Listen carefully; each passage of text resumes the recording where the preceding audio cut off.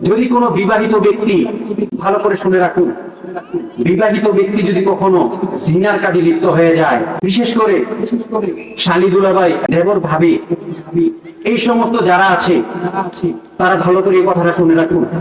যদি কোনো ব্যক্তি, বিবাহিত ব্যক্তি ভুলে জিনায় লিপ্ত হয়ে যায়, আর এইটার তাওবা যদি আল্লাহ তাআলার কাছে এত পরিমাণ শুধরায় নেয়, আর এই জিনার গুনাহ যদি আল্লাহ তাআলার কাছে ক্ষমা চাইতে যেতে তার গুনাহ যদি মুছেও ফেলে, এবং এই জিনার বিচার যদি ইসলামী কোর্টে চলে আসে, ইসলামী শাসন ব্যবস্থার কাছে যদি চলে যায়, তাহলে তাকে হলফ করতে হবে।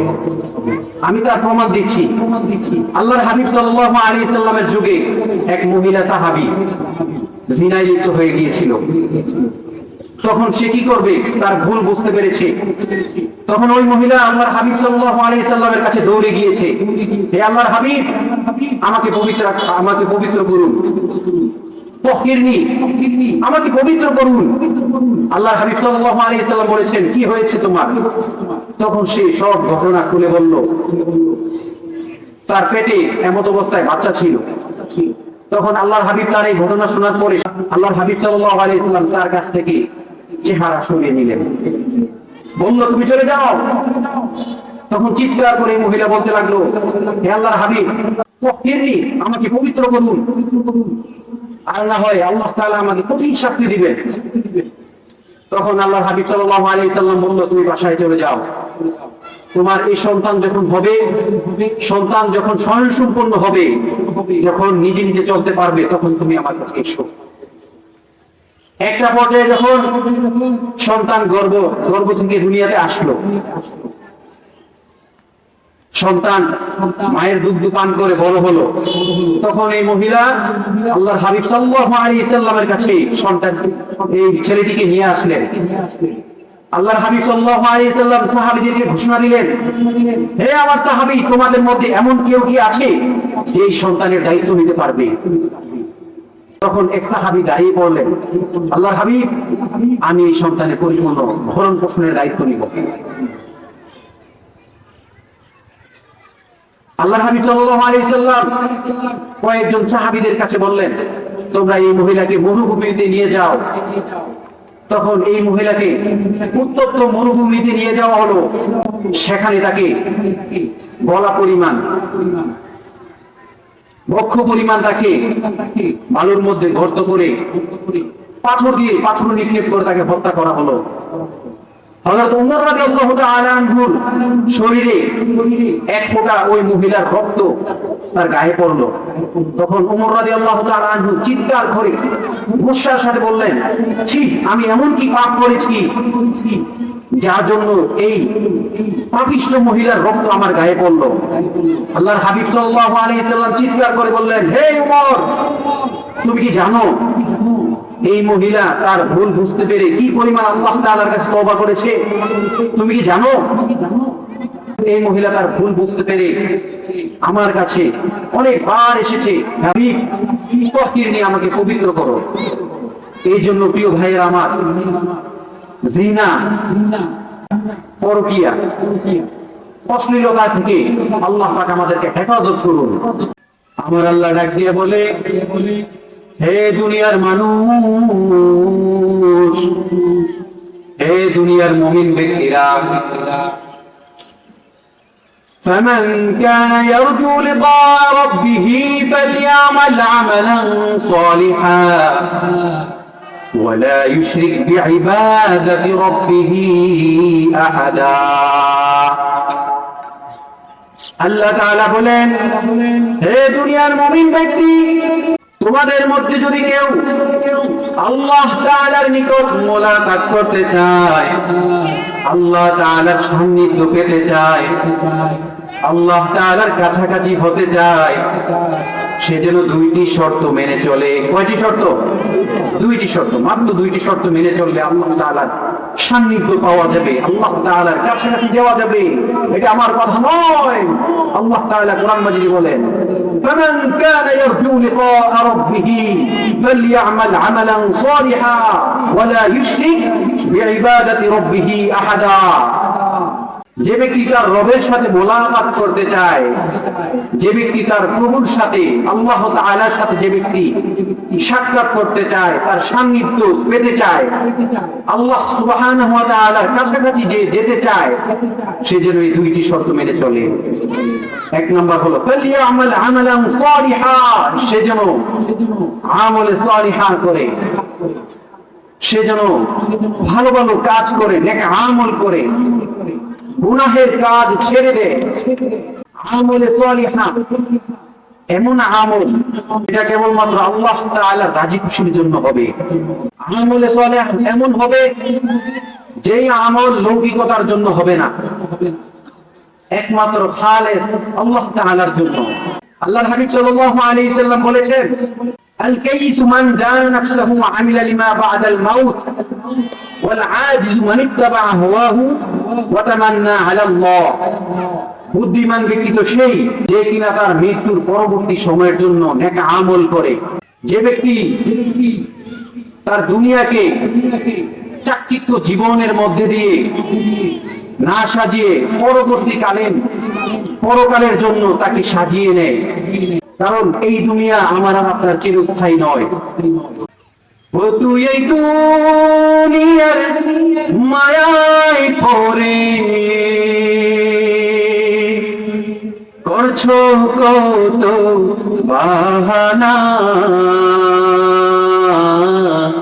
এই যে নয় তোর আসল বাড়ি, কবর যে তোর আসল ঠিকানা।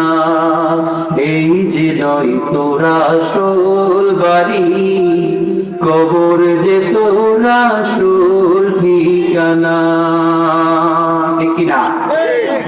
এই পরকালের জীবন আমাদের লম্বা এক চিরস্থায়ী জীবন।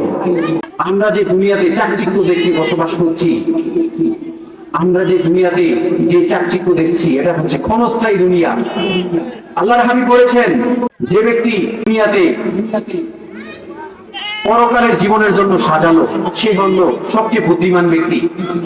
আর নির্বোধ ব্যক্তি হলো সে যে দুনিয়াতে কোনো মতো আমল করে এবং পরকালের জন্য আশা ভরসা করে বসে থাকে। সে বলে আল্লাহ তাআলা চাইলে আমাকে যে কোনো সময় মাফ করে দিতে পারে। সে আমল না করে, নেকা আমল না করে আল্লাহ তাআলার উপর আশা ভরসা করে বসে থাকে। সে বলে যে আল্লাহ তাআলা চাইলে আমাকে ক্ষমাও করে দিতে পারে। এই জন্য আল্লাহর হাবিব বলেছে, নির্বোধ ব্যক্তি সে যে আল্লাহ তাআলার উপর তাওয়াক্কুল করে বসে থাকে। এই জন্য প্রিয় ভাইয়েরা আমার, আল্লাহ তাআলার সাথে মুলাকাত করতে হলে কয়টি শর্ত মেনে চলতে হবে? দুইটি শর্ত। এক নম্বর শর্ত বলেছিলাম, ফালিয়ামাল আমালান সালিহা, সে যেন অধিক পরিমাণে নেক আমল করে, আমলে সালিহা করে এবং খারাপ গুনার কাজ থেকে বিরত থাকে। যেমন আমাদের চোখের জিনা, মুখের জিনা, অন্তরের জিনা, পাপাচার, যেমন আমাদের সমাজে চলাচল করতে অনেক গুনাহের কাজের সাথে আমরা লিপ্ত হয়ে থাকি। যেমন সুদ ঘুষের সাথে, কারো কাছে 10-5 লাখ টাকা হয়েছে, সে এই টাকা কি করব, সুদ ঘুষের টাকার মধ্যে লাগিয়ে রাখে, সুদের মধ্যে লাগাই রাখে। আল্লাহ পাক আমাদের সবাইকে হেফাজত করুন। আমিন। সম্মানিত উপস্থিতি, ফামান কানা ইয়ারজু লিকা রাব্বিহি ফালইআমাল আমালান সালিহা। আল্লাহ তাআলার সাথে মুলাকাত করতে হলে যে দুটি শর্ত বলেছিলাম, এক নম্বর হলো বেশি বেশি আমল করা, গুনাহের কাজ থেকে বিরত থাকা। দুই নম্বর শর্ত হয়েছে ওয়ালা ইউশরিক বিইবাদাতি রাব্বিহি আহাদা, সে যেন তার রবের সাথে অন্য কাউকে অংশীদার না করে, সে যেন তার রবের সাথে অন্য কাউকে অংশীদার না করে। فمن كان يرجو لقاء ربه فليعمل عملا صالحا ولا يشرك بعبادة ربه أحدا। যদি কোনো ব্যক্তি তার রবের সাথে মুলাকাত করতে চায়, সে যেন এই দুইটি শর্ত মেনে চলে। এক নাম্বার হচ্ছে ফালিয়ামাল আমালান সালিহা, সেজন্য অধিক পরিমাণে আমলে সালিহা করে, নেক আমল করে। দুই নাম্বার শর্ত হচ্ছে ওয়ালা ইউশরিক বিইবাদাতি রাব্বিহি আহাদা, সেজন্য তার রবের ইবাদতের সাথে অন্য কাউকে অংশীদার না করে। প্রিয় ভাইরা আমার, দুনিয়াতে একটা এক্সাম্পল আপনাকে দেখাচ্ছি আপনাদেরকে। দুনিয়াতে স্বামী যদি তার স্ত্রীকে ছেড়ে অন্য নারীর দিকে তাকায়, স্ত্রী এটা পছন্দ করে? কখনো এটা পছন্দ করে না। তেমনি ভাবে যে মহান মালিক আমাকে আপনাকে খাওয়ায়, আমাকে আপনাকে সৃষ্টি করেছে, এই পুরো পৃথিবী যিনি সৃজন করেছেন, এই আসমান জমিন যিনি সৃষ্টি করেছেন, ওই মহান রব্বুল আলামিনের সাথে যদি আমি আপনি শরীক করি, তাহলে আল্লাহ তাআলা কখনো এটা পছন্দ করবেন? এই জন্য আল্লাহ তাআলা বলেছেন ইন্না শিরকা লাযুলমুন আযীম, নিশ্চয় শিরক হচ্ছে বড় গুনাহ। ওয়ালা ইউশরিক বিইবাদাতি রাব্বিহি আহাদা, তার রবের ইবাদতের সাথে অন্য কাউকে অংশীদার করা যাবে না। এখানে দেখা যায় অনেক মানুষ দেখা যায় আমাদের সমাজে বেশি বেশি নেক আমল করে 24 ঘন্টা মানুষ দেখলেই তাসবিহ তারা হাতে নিয়ে নেয়, মানুষ দেখলেই টুপিটা ভালো করে ঠিক করে, মানুষ দেখলেই নিজের পাঞ্জাবিটা ঠিক করে তাসবিহ জপতে থাকে। অথচ তার উদ্দেশ্য হচ্ছে মানুষকে দেখাবে, মানুষ আমাকে ইজ্জত করবে, মানুষ আমাকে বুজুর্গ বলবে।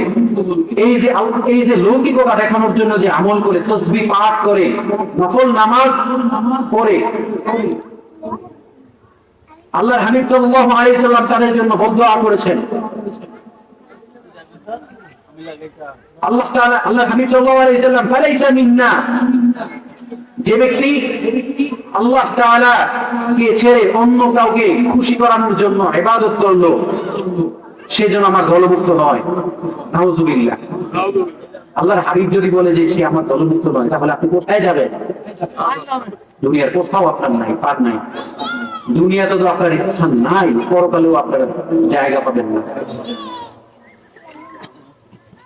এই জন্য প্রিয় ভাইয়েরা আমার, সময় থাকতে নিজেকে পরিবর্তন করে ফেলি, কারণ এই দুনিয়া, এই ক্ষণিকের দুনিয়াতে চিরস্থায়ী থাকবো না।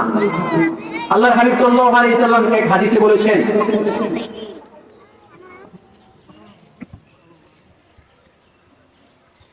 الكيس من دان نفسه وعمل لما بعد الموت والعاجز من اتبع هواه وتمنى على الله يتبع الميت ثلاثة فيرجع اثنان ويبقى معه واحد। ছোট্ট একটা হাদিস, ইয়াতবাউল মাইয়িতু সালাসাতু, একটা মানুষ যখন জীবিত থাকে সে তিনটা জিনিস নিয়ে বেঁচে থাকে। কয়টা জিনিস? একটা মানুষ যখন জীবিত থাকে সে তিনটা জিনিস নিয়ে জীবিত থাকে। এক নাম্বার হচ্ছে তার সন্তানাদি। ইয়াতবাউল মাইয়িতু সালাসাতু ফায়ারজাউ ইসনানি ওয়া ইয়াবকা মাআহু ওয়াহিদুন মাআহু আহলুহু। এক নাম্বার হচ্ছে তার পরিবার পরিজন সন্তানাদি। দুই নাম্বার হচ্ছে মালুহু, তার ধন সম্পত্তি। তিন নাম্বার হচ্ছে ওয়া আমালুহু, তিন নাম্বার হচ্ছে আমল। তাহলে একটা মানুষ জীবিত থাকে তিনটা জিনিস নিয়ে, তার পরিবার পরিজন সন্তানাদি এবং ধন সম্পত্তি এবং তার জীবনে নেক আমল নিয়ে বেঁচে থাকে। এই তিনটা জিনিস নিয়ে মানুষ বেঁচে থাকে। আল্লাহর হাবিব সাল্লাল্লাহু আলাইহি সাল্লাম বলেছেন, যখন এই মানুষকে দুনিয়া থেকে ত্যাগ করে, দুনিয়া থেকে বিদায় নেয় চিরজীবনের জন্য, তখন তার থেকে দুইটি জিনিস সাথে সাথে বিদায় নেয়। ফায়ারজিউ ইসনানি মালুহু ওয়া আহলুহু, তার সাথে যে দুটি জিনিস বিদায় নেয় সেটি হলো তার পরিবার পরিজন। যখন তাকে দাফন করার কিছুক্ষণ পরে তার পরিবার পরিজন চলে যায়। একটা মানুষ যখন মারা যায় তার পরিবার পরিজন তার থেকে আলাদা হয়ে যায়, পৃথক হয়ে যায়। আরেকটা হচ্ছে তার থেকে ধন সম্পদ সরে যায়। সে যখন মারা যায় তার সাথে ধন সম্পদ থাকে না। আর যে জিনিসটা বাকি থাকে সেটা হচ্ছে মাহু ওয়া আমালুহু, তার সাথে একটা জিনিসই বাকি থাকে, সেটা হচ্ছে তার আমল, তার নেক আমল। দুনিয়াতে যে সমস্ত নেক আমল করেছে, যে সমস্ত কাজ করেছে, সেই সমস্ত কাজগুলো নিয়ে সে দুনিয়া থেকে বিদায় নেয় এবং পরকালে সেই কাজগুলো তার সাথে থেকে যায়। দুনিয়াতে যদি ভালো কাজ করে থাকে তাহলে তাকে ভালো কাজের বিনিময় দেওয়া হবে, আর যদি খারাপ কাজ করে থাকে তাহলে খারাপ কাজের বিনিময় দেওয়া হবে। এই জন্য প্রিয় ভাইয়ের আমার, সময় থাকতে নিজের পরিবর্তন করে ফেলা, নামাজ পড়া। অনেক মুরব্বী বাবাজিরা আছে যারা বয়স 60 বছর হয়ে গেছে, 70 বছর হয়ে গেছে, এখনো সহিষ্ণুভাবে কোরআন শরীফ পড়তে পারি না। মসজিদের ইমাম সাহেব আছে, খাদেম সাহেব আছে, মাঝে মাঝে আমি যদি প্রতিদিন নিজের জন্য 10টা মিনিট অথবা আধা ঘন্টা ইমাম সাহেবের কাছে গিয়ে সময় দেই, ছোট ছোট করে একটা সূরা অথবা একটা লাইন পড়ে যদি ইমাম সাহেবের কাছে সহি শুদ্ধ করি, তাহলে মরার আগ পর্যন্ত আপনি আল্লাহ তাআলার কাছে একজন তালিবুল ইলম, দ্বীনি ইলম তলব করা, দ্বীনি ইলম অনুসরণকারী হিসেবে আপনি পরিচিত হয়ে থাকবেন। সুবহানাল্লাহ। এবং আপনি মৃত্যুবরণ করলে ওই পরকালে আল্লাহ তাআলার কাছে বলতে পারবেন, হে আল্লাহ, আমি তো একজন ছাত্র ছিলাম, আমি তো একজন কোরআনের খাদেম ছিলাম, আমি তো একজন কোরআনের তালিবুল ইলম ছিলাম, আমি তো একজন কোরআনের ছাত্র ছিলাম, আমি শিক্ষা অবস্থায় মৃত্যুবরণ করেছি। আপনার বয়স যতই হোক, 60 হোক, 70 হোক, আপনি তখন বলতে পারবেন, হে আল্লাহ, আমি যখন মারা গিয়েছি, আমি তালিবুল ইলম অবস্থায় মারা গিয়েছি, আমাকে এই উসিলা অন্তত আমাকে ক্ষমা করে দাও। এই জন্য প্রিয় ভাইয়ের আমার, প্রিয় মুরব্বী চাচাজিরা আমার, যারা কোরআন সহিষ্ণুভাবে পড়তে পারি না, এখনো সময় আছে, কোরআন সহিষ্ণুভাবে শিখে নেই এবং নিজের জিন্দেগি আমল দিয়ে সাজিয়ে নেই। আল্লাহ তাআলা যে কথাগুলো বলেছি, যে কথাগুলো শুনেছি, আমাদের সকলকে আমল করার তৌফিক দান করুন। আমিন। ওয়া আখিরু দাওয়ানা আলহামদুলিল্লাহি রাব্বিল আলামিন। আসসালামু আলাইকুম ওয়া রাহমাতুল্লাহ।